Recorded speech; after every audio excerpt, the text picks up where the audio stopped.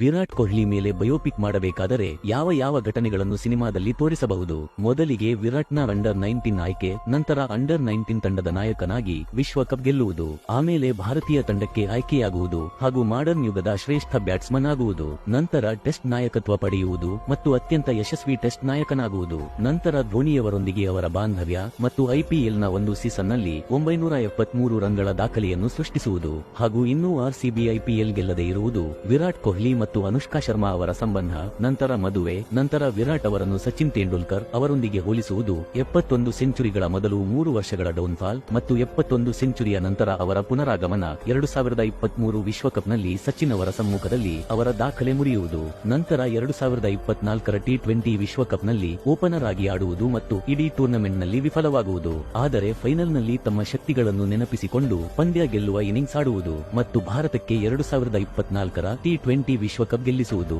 ಹಾಗೂ ಅಷ್ಟೇ ಅಲ್ಲದೆ ಭಾರತದ ಮೇಲೆ ಇದ್ದ ಚೋಕರ್ಸ್ ಎಂಬ ಟ್ಯಾಗ್ ತೆಗೆದುಹಾಕುವುದು. ಇದು ತುಂಬಾ ಆಸಕ್ತಿಕರ ಬಯೋಪಿಕ್ ಆಗಿರುತ್ತದೆ. ಸ್ನೇಹಿತರೆ, ನಿಮ್ಮ ಪ್ರಕಾರ ಈ ಪಾತ್ರಕ್ಕೆ ಸೂಕ್ತವಾಗಿರುವ ನಟ ಯಾರು ಮತ್ತು ಈ ಬಯೋಪಿಕ್ನ ಹೆಸರೇನು ಇಡಬೇಕೆಂದು ಕಮೆಂಟ್ ಮಾಡುವ ಮೂಲಕ ನಿಮ್ಮ ಅಭಿಪ್ರಾಯವನ್ನು ತಿಳಿಸಿ.